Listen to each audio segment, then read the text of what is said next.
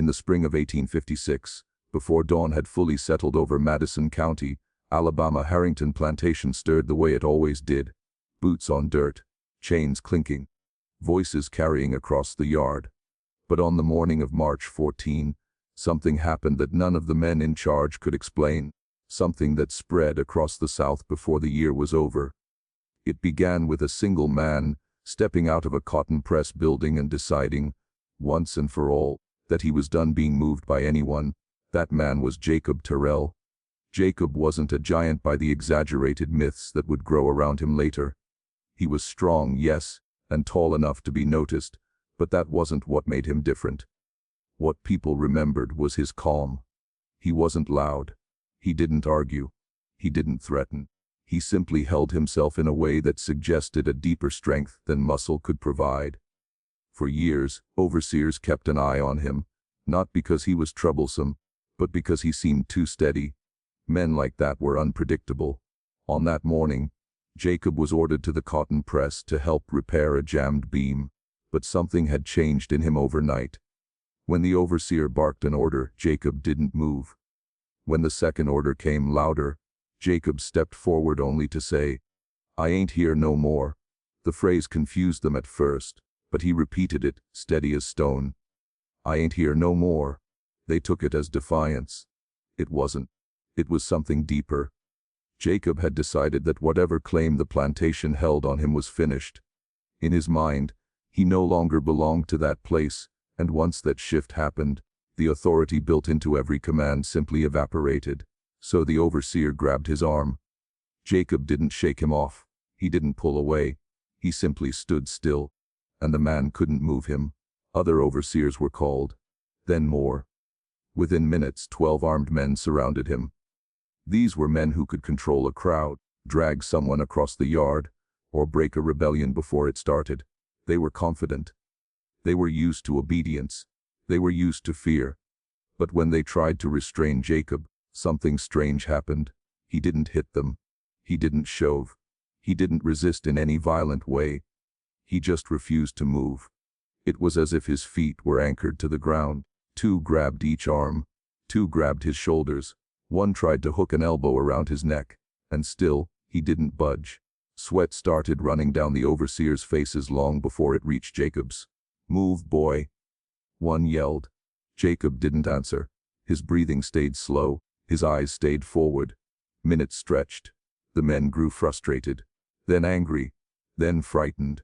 Witnesses said the moment felt wrong in a way that had nothing to do with strength. They said it was like watching a wall refuse to tilt under a storm. Jacob wasn't fighting them physically, which made their failure even harder to accept. He had simply made a decision so absolute that their force couldn't reach him. Eventually the men stepped back, panting, confused, and humiliated. They expected Jacob to collapse or plead. Instead, he walked past them, straight across the yard, and disappeared toward the tree line, while no one dared to fire a shot. Not because they felt mercy, but because something in the moment broke their confidence. They realized, in one flash, that they were outmatched in a way they couldn't put into words. That silence, the moment 12 armed men watched one unarmed man walk away, became the seed of a story that spread far beyond Harrington Plantation. In the weeks after Jacob disappeared, the plantation owner, Colonel Marcus Harrington, began hearing reports from other estates. People who had witnessed Jacob's refusal were sold away as punishment. But instead of containing the story, this spread it across Alabama, Mississippi, and Louisiana. At several plantations, groups of enslaved people started resisting in quieter, coordinated ways. Not revolts but refusals. Standing still, walking away from tasks, forming tight groups when threatened. One Mississippi overseer reported that 23 workers stopped picking cotton midday, stood shoulder to shoulder, and refused to resume. No violence, no attack, just stillness. When he tried to whip one of them, the entire group tightened, making punishment impossible without provoking something far larger. After 6 hours, the owner negotiated with them. Several of those people had once lived at Harrington Plantation. The colonel, reading these reports, felt a kind of dread that shook him in ways he never admitted publicly. He realized Jacob had revealed a truth he had never considered. The power of the system didn't come from guns or whips. It came from compliance. Break that, even for a moment, and everything trembled. By the end of 1858, Harrington Plantation was sold. The colonel claimed he was retiring. Everyone else knew the real reason. He had lost the fiction that made the system work. As for Jacob Terrell, his trail fades into fragments. A Philadelphia abolitionist newspaper later printed a letter by someone identified only as J.S., describing an escape that matched Jacob's in uncanny detail. Whether it was truly him will never be known. But in the end, the facts matter less than the legacy. On March 14, 1856, one man refused to move. 12 men couldn't make him.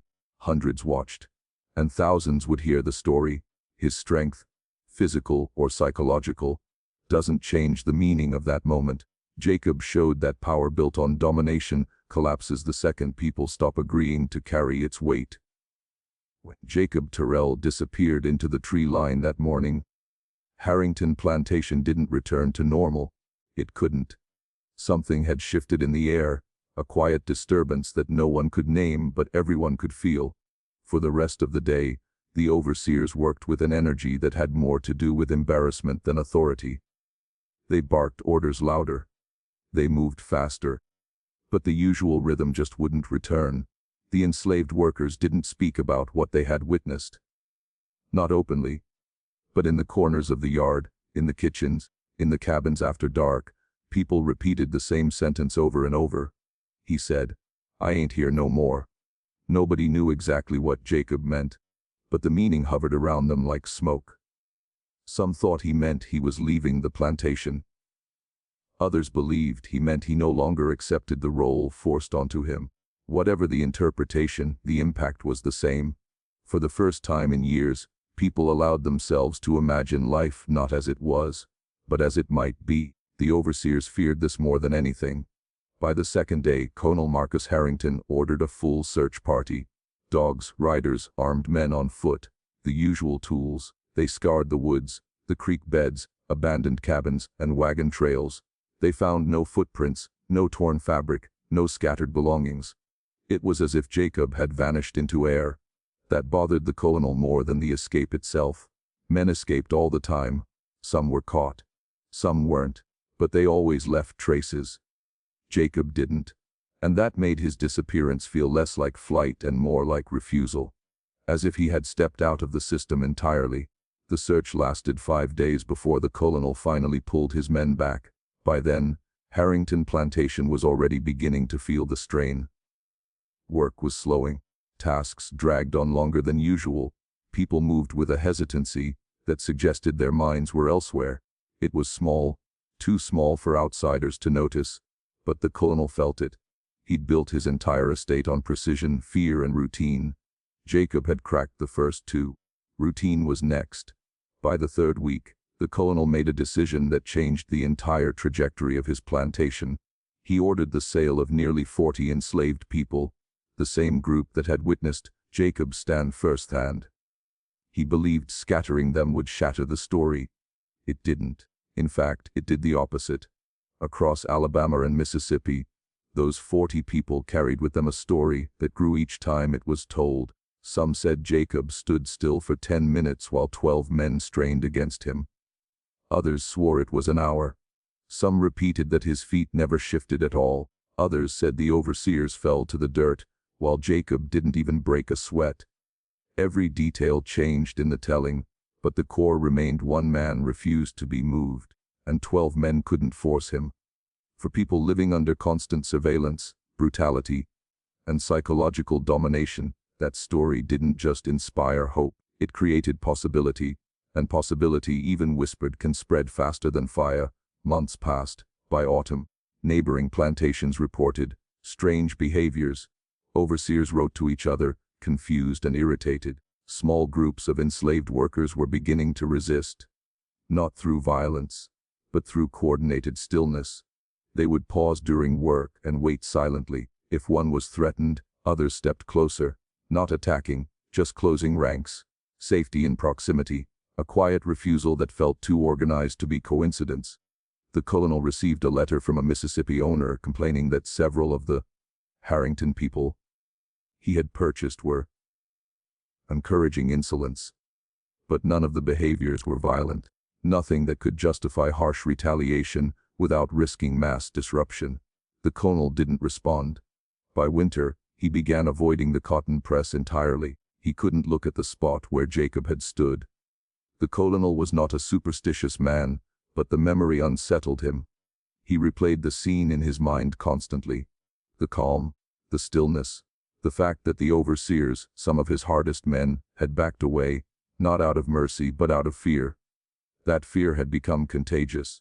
The colonel began noticing small things. Workers no longer flinched as quickly. They didn't avoid eye contact the same way. When commands were issued, obedience came, but slower. It was subtle, but unmistakable. The plantation ran, but its pulse had weakened.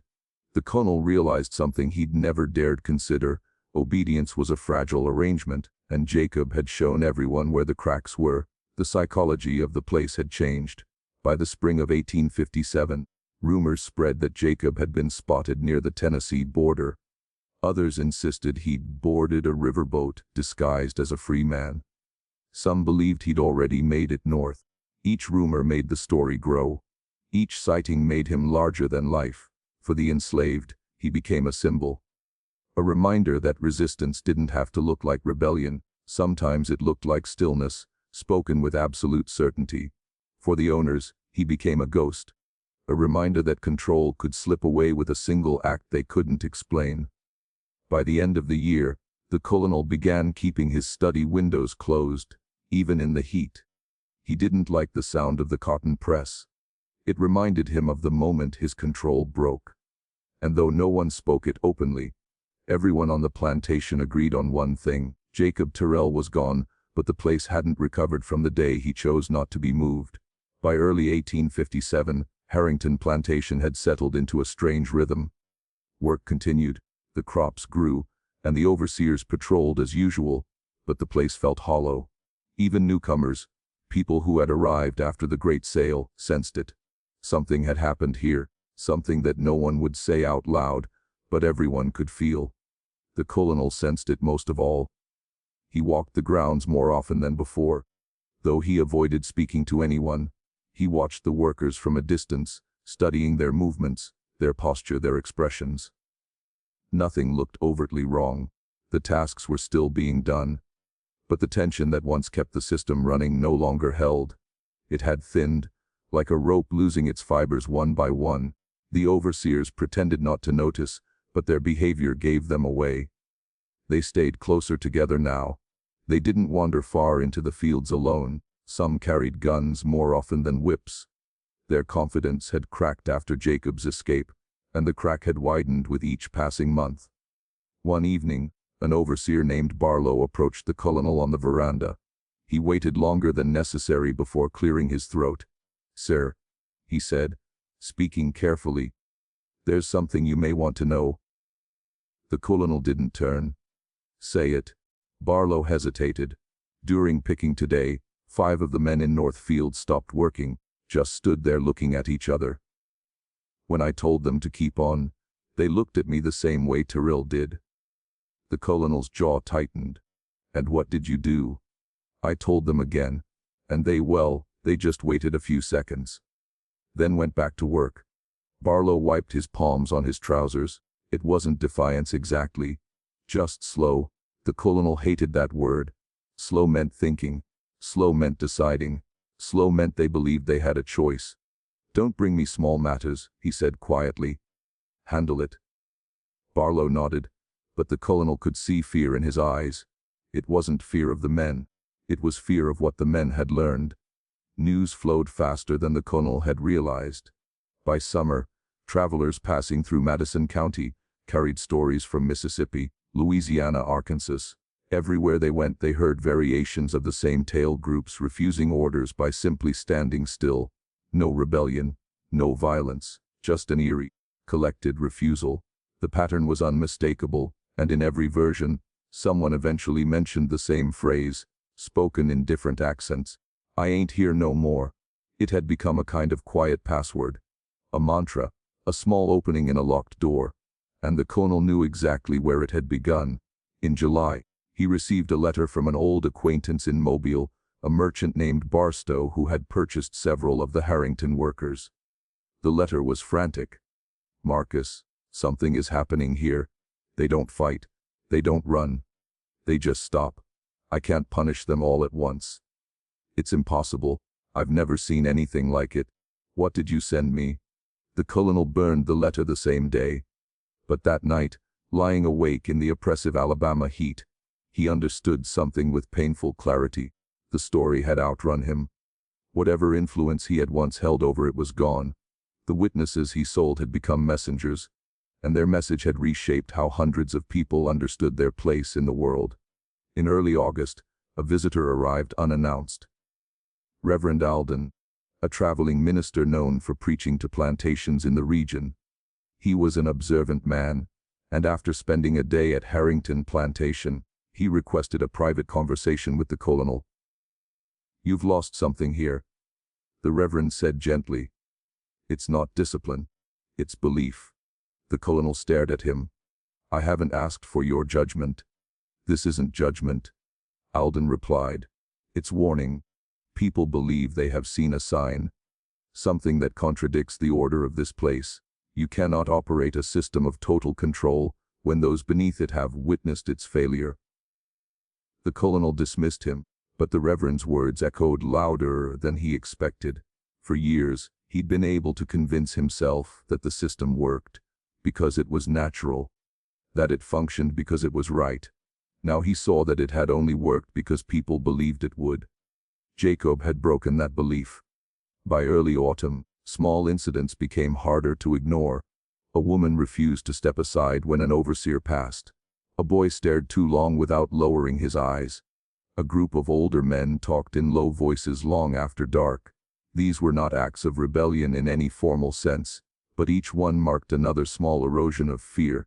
Fear was the foundation. Without it, authority became performance, and performances could fail. The colonel began waking in the night, imagining the cotton press, the struggling overseers, Jacob's steady posture. He saw the man's face every time he closed his eyes, calm, certain, unshakable. He wondered whether he had misread the moment entirely. Was Jacob truly that strong, or had he simply believed in something the colonel had never understood? By November, the colonel realized something he could not ignore. He was no longer afraid of Jacob. He was afraid of the silence Jacob had left behind, the silence that was still growing. The pages for 1856 grow stranger as they go. What begins as routine plantation bookkeeping shifts into a tone that feels unsure of itself, as if the men writing were afraid someone later would ask why they stayed silent. The fourth ledger is undated, but the handwriting places it in late autumn. The ink is heavier, the script rushed, the lines uneven. Whoever wrote it did not pause between sentences. It reads as if he wanted the truth recorded, but did not want to think long enough to shape it. He begins by describing the room they prepared for Jacob. It had been the old mule stall building, emptied, swept, and reinforced with planks hammered across the windows. Not to trap him, to keep others out. The note makes that clear. "We do not require barriers for him," the ledger says. "He does not flee, nor does he ever turn violent. The barricades are for the men." This matches the earlier testimony. Jacob had never struck anyone. He had never resisted the way they expected. He only stiffened, held his ground, and seemed to become heavier, as if his weight multiplied whenever someone reached for him. 12 overseers failing to move a single man had become the talk of the neighboring properties, and that rumor alone was enough to draw unwanted eyes. So they hid him in a building, with no purpose now but to keep him out of view. The ledger continues with a description of his posture. He sat cross-legged on the stall's wooden floor, his spine perfectly straight from sunrise to dusk. Jacob did not lean on the wall. He did not fidget or slump. He kept his hands folded loosely in his lap, the thumbs touching. The overseer writing the record compares it to a figure in a painting, the sort hung in the halls of old Virginia homes. He holds himself as one waiting. The note states, "But I cannot guess for what." The pacing of the entry shifts abruptly. The lines become shorter, like someone listing facts he does not want to link together. Subject does not appear fatigued. Subject's breathing remains even throughout the day. Pulse at wrist faint yet steady. Eyes respond to light though gaze remains unfixed. The word, subject, appears here for the first time. Earlier entries always used Jacob's name. From this moment on, they would not. The ledger writer slips into the language of an observer taking notes during an examination. We know why. The plantation doctor, a man named Ellison, had returned. He brought with him 2 medical students from Richmond, young men hopeful for discovery, eager for anything unusual enough to anchor a future paper. The overseers called them boys, though both were older than Jacob. They wore clean coats and carried more notebooks than tools. They asked to watch Jacob at length before attempting any measurements. The men sat in silence with him for hours. The ledger records this exact duration, 3 hours, 12 minutes. No questions, no pressure applied, no attempt to provoke reaction. They simply observed him, while he remained still except for the rise and fall of his chest. One of the students attempted to speak with him. The overseer notes Jacob lifted his head in acknowledgement, but did not answer. Then the student describes seeing a shiver move through the boards, though no wind touched the building. The overseer writing the ledger dismisses it as imagination, but he wrote it down. That alone says enough. The tests that followed were simple, at least on paper. Weight, temperature, response time, grip strength.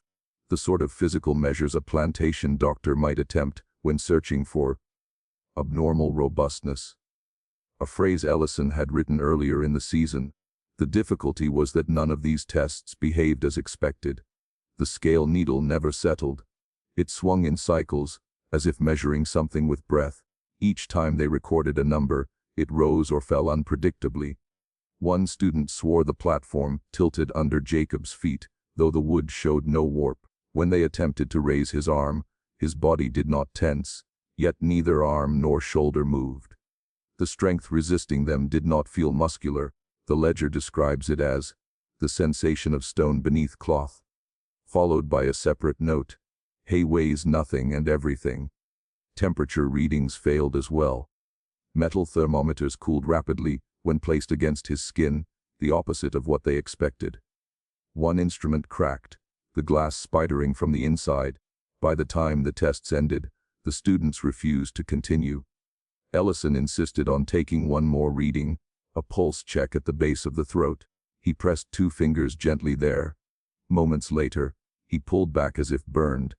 He told the overseers he felt the beat of a heart, but it was not where he expected it to be. Too low, the doctor said, as though it were sitting deep in the chest, near the stomach. The ledger ends without conclusion. Only a final line, far more neatly written than the rest. He is not sick. He is not well. He is not what we have words for. The overseer underlined it twice. By winter of 1856, the story of Jacob Terrell was no longer confined to the boundaries of Harrington Plantation. In the quarters, whispers carried his name from cabin to cabin, rising and falling like a secret tide. No one said it loudly. No one needed to. The narrative itself, told in short bursts between chores, while drawing water, or while repairing tools, was enough to inspire a quiet defiance among those who heard it. It was the story of one man who had refused to move, and in doing so showed that the chains meant to bind could only do so with consent. Colonel Harrington, increasingly aware of the story's spread, tried to suppress it. He placed a heavy hand on communication, limiting who could leave the plantation, instructing overseers to monitor conversations, and offering small favors to those who would report on murmurs of rebellion. He even resorted to physically breaking apart groups. He suspected of sharing tales, rotating workers to different crews, separating friends who had long stood together. Yet the story persisted, carried like embers by those who had witnessed the March confrontation and by those who had simply heard of it. Letters began arriving at Harrington from other plantations. Some were complaints. A man here claims he could do what Terrell did. It disrupts the work. Others were subtle inquiries. How do you maintain control after that incident? None named Jacob explicitly, The man himself had vanished, leaving only the story. Each letter confirmed the colonel's growing fear. The events had not ended with the arrest, or lack thereof, of a single man. Jacob had introduced an idea, and ideas were far more dangerous than fists or whips. The enslaved community adapted quickly. Those who had been too afraid to resist now learned from observation. Work songs began to carry subtle codes, phrases masking instructions or warnings. A line in a cotton picking song might signal a shift in patrol patterns. Another phrase, hummed in the evenings, could communicate that someone was seeking advice on organizing labor or sharing information. Each covert exchange reinforced the lesson Jacob had imparted. No system could hold if people refused to participate willingly. Martha Clemens, whose role straddled both worlds, the quarters and the main house, observed these changes with a mix of fascination and caution. She noted how small acts of defiance had multiplied, missed steps in routine chores, whispered corrections among peers, careful gestures that communicated more than words ever could. In the colonel's presence, these acts seemed insignificant, yet when combined across the quarters, they formed an intricate network of resistance that could not be fully monitored or punished. Meanwhile, Colonel Harrington's behavior deteriorated. Once meticulous and commanding, he now appeared haunted. He reviewed logs obsessively, asked overseers repetitive questions, and checked doors, locks, and tools multiple times a day. He avoided direct confrontation with the enslaved men and women, knowing he could not forcibly reassert authority without risking chaos. Sleep eluded him. He spoke less to neighbors, wrote more letters to distant plantation owners, asking about similar incidents, and even consulted law enforcement officers, hoping to find precedent for controlling a population that refused to be constrained. By early 1857, some of the more pragmatic overseers resigned. One, Patrick Doyle from South Carolina, explained in his letter of resignation that he could no longer manage a workforce that had seen Jacob Terrell stand unmoved. When a man's will can render 12 armed men powerless, what is left for someone like me? Doyle asked. He was not alone. The subtle erosion of authority had forced others to leave, creating gaps in management that only strengthened the sense of autonomy among the enslaved. Jacob Terrell's absence became a focal point of legend. Had he escaped north, as some suspected? Did he join abolitionist networks, taking the knowledge of resistance with him? No one could confirm, yet each retelling made him larger than life. His physical presence at Harrington might have ended, but his influence continued to shape behavior across multiple plantations. People began to understand that their smallest choices, whether to comply, resist, or quietly observe, could ripple outward in unexpected ways.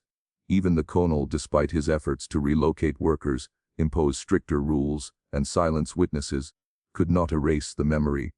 The men and women sent away carried Jacob's story with them, a seed planted in new soil that flourished invisibly. Reports reached him of small acts of noncompliance at distant properties, tales of groups halting work midfield, refusing punishment, negotiating for better conditions, all echoing Harrington's March 14 incident. The ledger entries, letters, and whispered accounts paint a single truth. Jacob Terrell had achieved something far beyond physical strength. He had demonstrated that authority depends on consent, that compliance is conditional, and that when individuals collectively assert their agency, even a system built on oppression can be shaken. The story of that winter is not of grand rebellions or violent uprisings, but of subtle, quiet transformations. Resistance became a network of invisible threads, a latticework of ideas that could not be controlled, observed, or punished. And through it all, one truth persisted: the man who would not be moved had shown hundreds of people that they, too, had the power to refuse. By spring of 1857, the consequences of Jacob Terrell's stand were becoming impossible to ignore. Harrington Plantation itself had changed. Where once the fields had moved with machine-like precision, there was now a subtle hesitation in the work.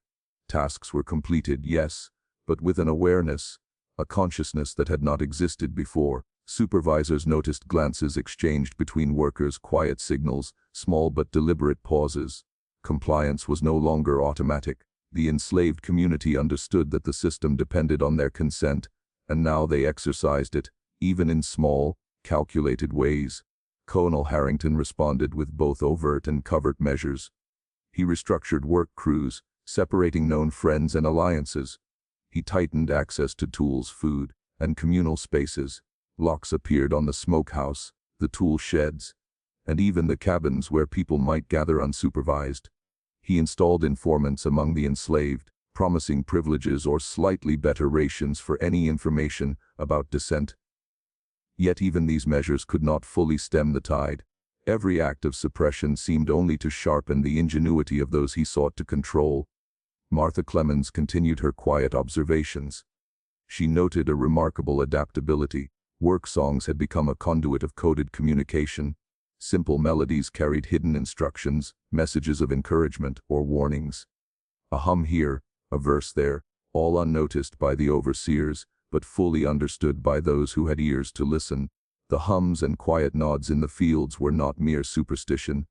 They were subtle acts of solidarity, untraceable acts of defiance that reinforced the lessons Jacob, Terrell had imparted. The power to resist is always present when one decides to claim it.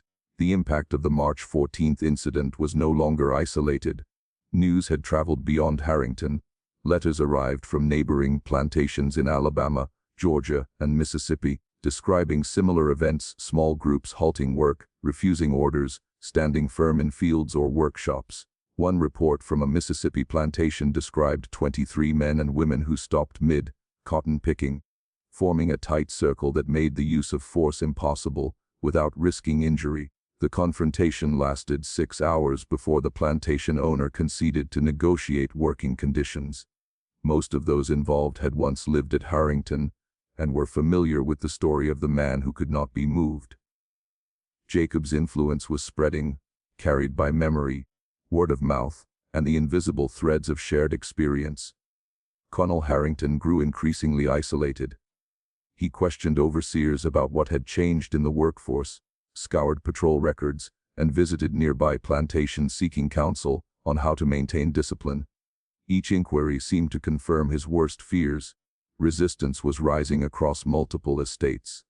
The spread of Jacob's story, combined with the psychological shift it inspired, had eroded the certainty of the system itself. The colonel began to understand a terrifying truth: power in the plantation depended entirely on belief in authority, and that belief could be broken without a single blow being struck. In late summer, another challenge emerged. Despite his attempts to scatter the community, selling 75 enslaved individuals across 3 states, the stories traveled with them. Letters, whispered tales, and even newly arrived workers carried knowledge of Jacob Terrell's stand. The act of separating people had not erased the lesson. Instead, it amplified it. Wherever these people went, they sowed seeds of awareness, subtly shifting expectations and behaviors. Resistance had become contagious, a virus of the mind rather than the body, spreading silently but inexorably. The enslaved workers who remained at Harrington grew bolder in their quiet defiance. Some refused small but significant tasks. Others adopted coded communication methods more sophisticated than ever. Each minor act, when multiplied across the plantation, created a network of shared power. The colonel's authority, once absolute, was now dependent on constant vigilance, arbitrary punishments, and the relentless management of fear. Even these tactics, though carefully applied, could not fully restore the dominance he once enjoyed. By autumn 1857, it was clear that Harrington Plantation had become a different place entirely. The psychological shift initiated by a single act of resistance had spread through the workforce, reshaping relationships, routines, and perceptions. The enslaved community had internalized a powerful lesson.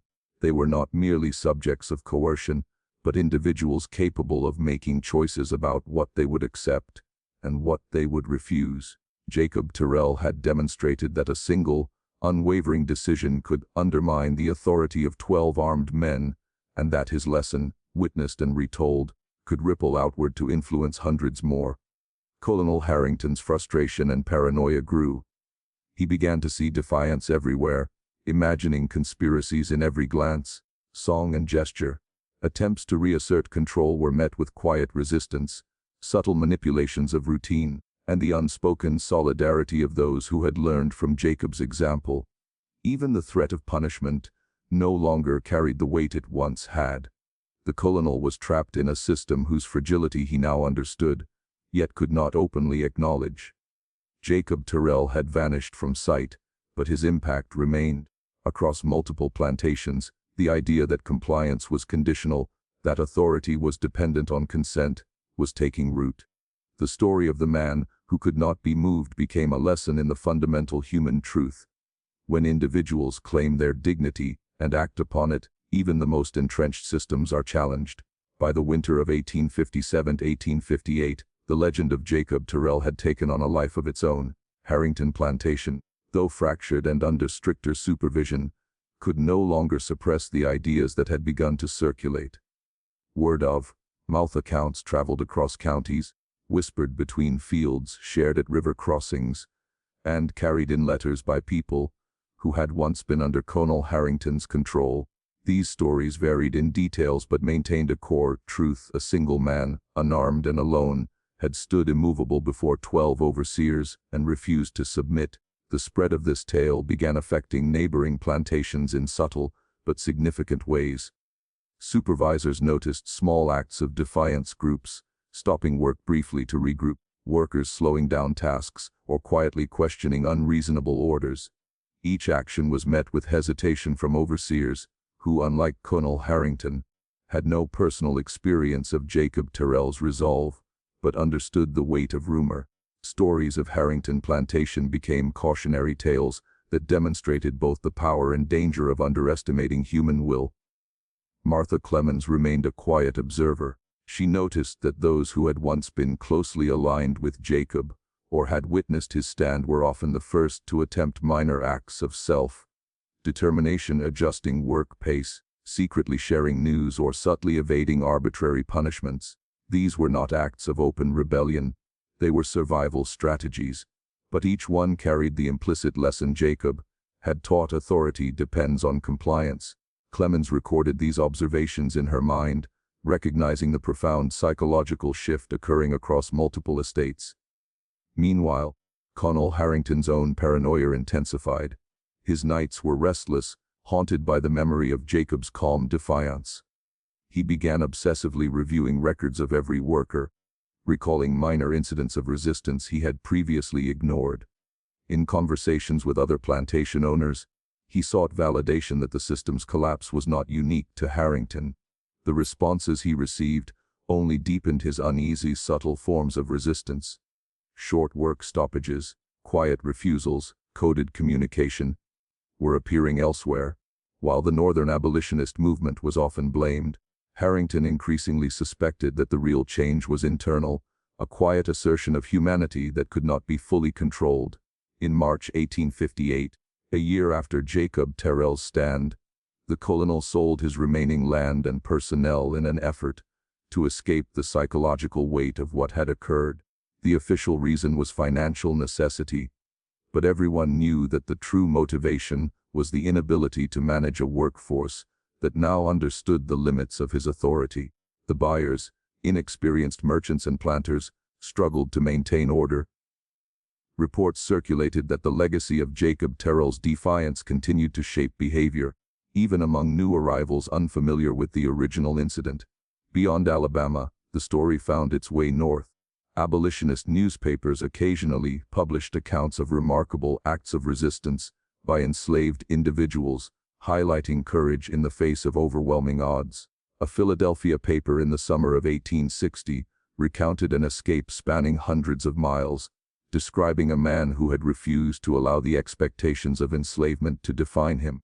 While the writer used only the initials JS, the similarities to the Harrington incident were striking.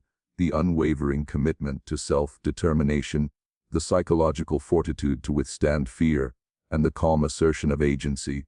Whether JS was Jacob Terrell remains uncertain, but the narrative carried the same lesson. True resistance is as much about the mind as the body.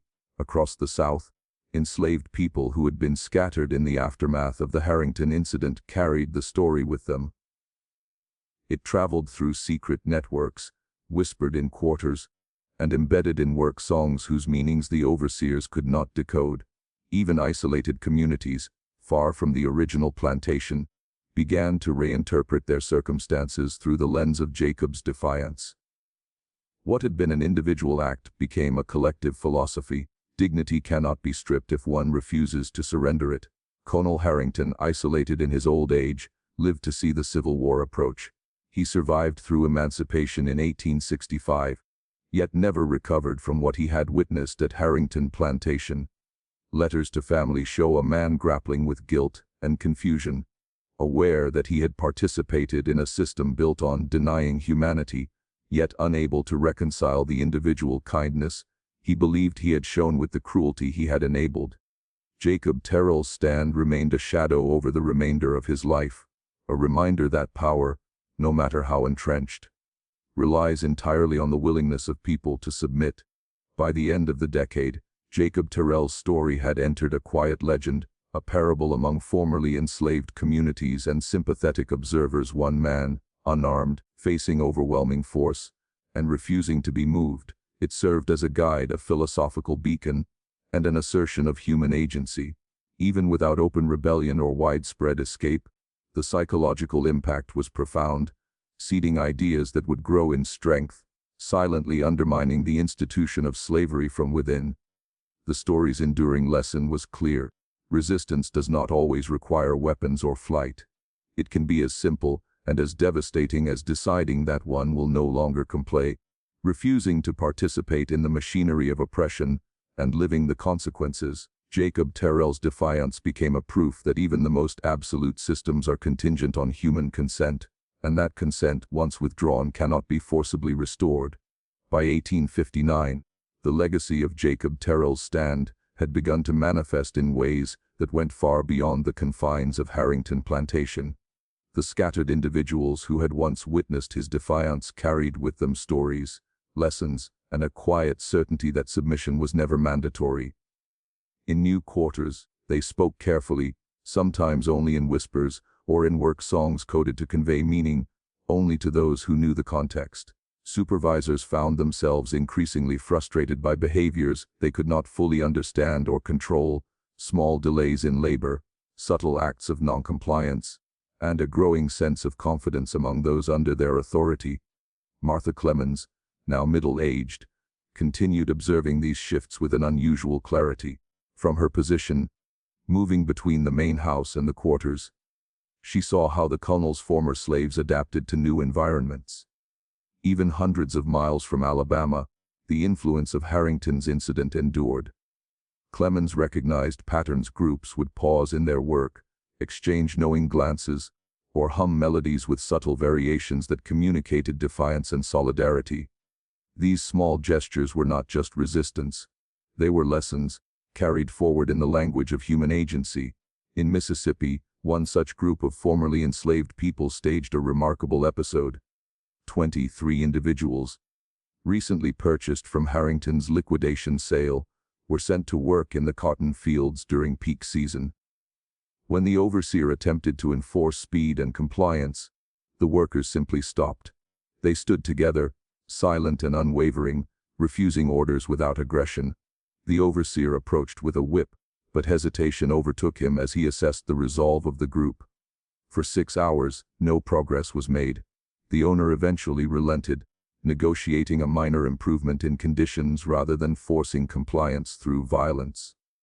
When reports of the incident reached Alabama, Colonel Harrington, already estranged from his former plantation, recognized with grim satisfaction that his attempt to suppress Jacob's influence had failed spectacularly.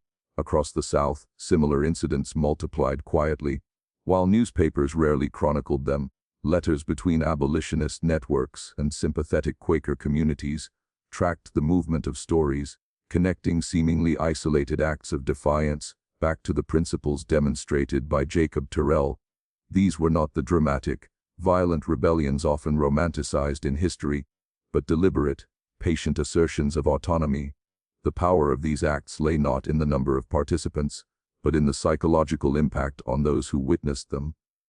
Compliance, it seemed, was becoming a choice rather than an obligation, and the implications for the institution of slavery were profound. Meanwhile, Colonel Harrington himself had begun a slow retreat from public life. Following the sale of his remaining property, he became increasingly consumed with reflection and anxiety. Letters to his daughter, Caroline, reveal a man haunted not by financial loss, but by the understanding that the system he had maintained depended entirely on a fragile illusion of control.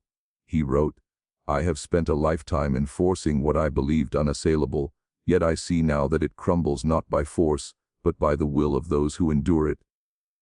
Even in retirement, Harrington monitored correspondence and reports from surrounding plantations, as if the stories themselves demanded scrutiny. The ripple effects of Jacob Terrell's act extended even further.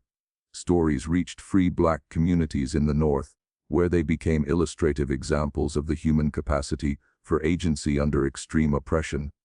Abolitionist writers referenced these tales, using them to demonstrate that enslaved individuals were neither passive nor helpless, but capable of extraordinary strategic and psychological insight. The legend became more than folklore, it became a blueprint for understanding resistance in both subtle and overt forms.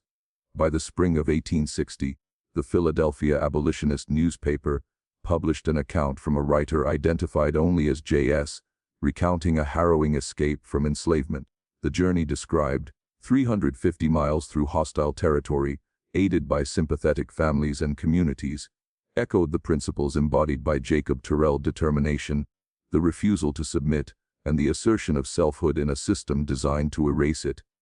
While it cannot be definitively proven that J.S. was Jacob himself, the narrative reinforced the lessons he had already imparted. One man's decision to refuse subjugation could catalyze far-reaching consequences, inspiring collective acts of defiance and planting seeds of liberation in countless lives. The psychological shift was profound. Across multiple plantations and states, enslaved people began to perceive authority not as an absolute, divinely sanctioned force, but as a fragile structure contingent on their own compliance. The act of refusal, simple in appearance yet monumental in effect, became an unspoken language, a moral compass, and a source of empowerment. Jacob Terrell's story demonstrated that power is never entirely one-sided. It exists only where it is recognized and enforced, and withdrawal of consent, even in small increments, erodes that power. Martha Clemens, witnessing these subtle revolutions, understood that what Jacob had achieved was not merely personal liberation, but a conceptual liberation that others could internalize and act upon. It was an enduring reminder that true resistance need not rely on brute force. Sometimes, it requires only the unwavering assertion of one's own dignity. In doing so, Jacob Terrell had not just altered lives on Harrington Plantation, but contributed to a growing consciousness that would eventually challenge the very foundations of slavery itself. By 1860, the tale of Jacob Terrell had taken on a life of its own. His defiance was no longer just the story of a single man at Harrington Plantation. It had become a symbol of the fragile nature of authority in a system built entirely on the compliance of the oppressed. Even as the Civil War loomed on the horizon, the psychological seeds, planted by his decision to refuse submission, had spread throughout the South, quietly undermining the structure of slavery. Formerly enslaved individuals who had witnessed or heard of Jacob's stand carried that knowledge with them like a secret talisman.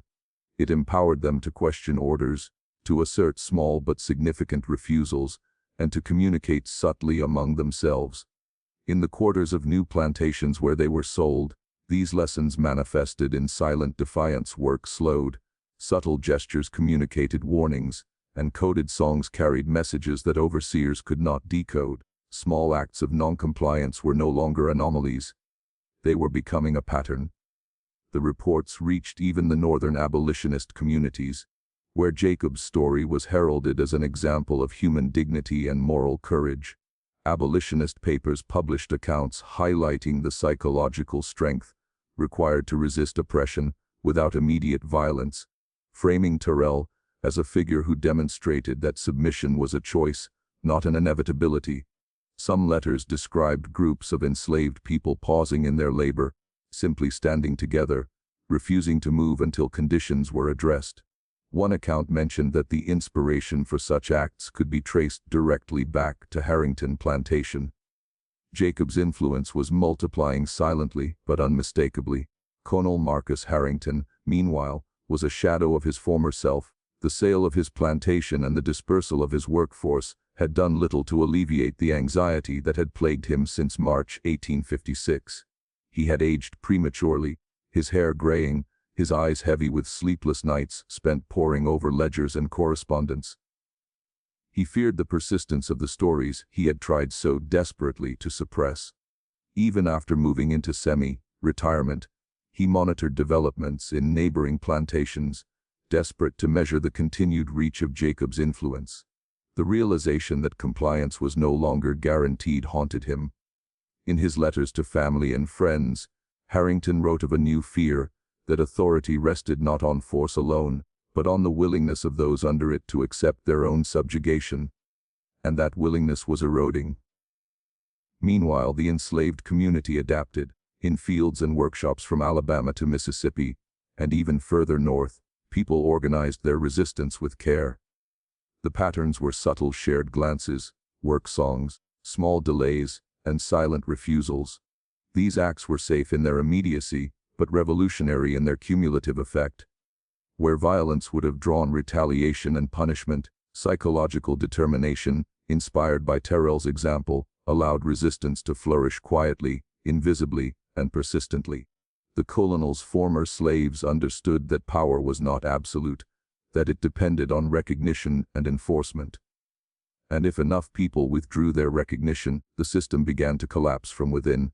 In the summer of 1860, an account in a Philadelphia abolitionist newspaper detailed a remarkable escape undertaken by a man identified only as J.S., traveling from Virginia and Alabama to freedom in the North. The narrative described a journey of nearly 350 miles through hostile territory, aided by sympathetic families and communities. Though it cannot be definitively proven that J.S. was Jacob Terrell, the account contains unmistakable echoes of the Harrington Plantation incident. The decision to refuse submission, the careful navigation of hostile environments, and the psychological determination that allowed a single man to remain unbroken in the face of overwhelming force. Whether or not Jacob survived to live freely, this narrative reinforced the principle he had demonstrated so powerfully: dignity and self-determination could never be fully suppressed. The Civil War, which would erupt just a year later, was fought over issues of economics, national identity, and states' rights. But at its core, it was a question about human agency. Could a system that required denying the humanity of millions endure in the face of individuals who refused to comply? Jacob Terrell's stand had illuminated this question years before the war began. His defiance, witnessed and remembered by hundreds, had exposed a fundamental truth: power that depends on enforced submission is always vulnerable to human will. Martha Clemens, now elderly, reflected on the decades that had passed. She recounted to her family that Jacob's act of resistance changed how everyone she knew thought about authority. "It wasn't that we all could do what he did," she said, "but we understood that their power over us wasn't magic, wasn't God-given. It was real only because we went along. He showed us we had been going along, and that changed everything." This wisdom, passed orally from one generation to the next, ensured that Jacob's story endured long after his presence was gone. Even though Harrington Plantation no longer existed in its original form, and the cotton fields were overgrown or repurposed, the idea of resistance that Jacob Terrell embodied persisted. Across the South, and even in the North, people began to understand that the true measure of freedom was not merely physical escape, but the internal assertion of human dignity, the willingness to say, "I refuse," in circumstances designed to deny that right. Jacob Terrell's story reminds us that sometimes the most radical acts are not those of violence or rebellion, but those of steadfast refusal. By standing still, he moved the world around him, creating ripples of defiance that would reverberate for decades, inspiring countless others to claim, in whatever small ways they could, their own freedom. By 1861, the United States was on the brink of civil war. Tensions over slavery, state sovereignty, and national identity reached a boiling point. Yet in countless quarters and fields across the South, an older, quieter rebellion had already begun. A rebellion inspired not by armies or politics, but by the simple act of one man deciding he would no longer be moved. Jacob Terrell's stand on March 14, 1856, had become a touchstone for understanding the limits of authority and the power of human agency. Colonel Marcus Harrington, now a man worn down by years of anxiety and regret, never fully recovered from the psychological impact of what had occurred on his plantation. By the time he sold Harrington Plantation in 1858, he had become increasingly detached from the world he once controlled with rigid authority. His letters reveal a man who understood, perhaps too late, that his life had been devoted to sustaining a system that relied entirely on the submission of others. And that submission could be withdrawn at any time. Even after his death in 1871, the weight of what he had witnessed at Harrington haunted his family, who recorded in diaries and correspondence the unsettling clarity with which he described the fragility of power. Across the South, Jacob's influence persisted. Enslaved individuals who had either witnessed the Harrington incident or had heard its story firsthand became subtle vectors of resistance. In fields from Alabama to Mississippi, in workshops and kitchens, people began asserting small acts of defiance, refusing to respond immediately to orders, slowing their work in quiet coordination, or communicating warnings through coded language and songs. These acts, though individually minor, collectively undermined the illusion of absolute control. Each retelling of Jacob's stand, whether in hushed conversation or written account, reinforced the idea that compliance was a choice, not a given.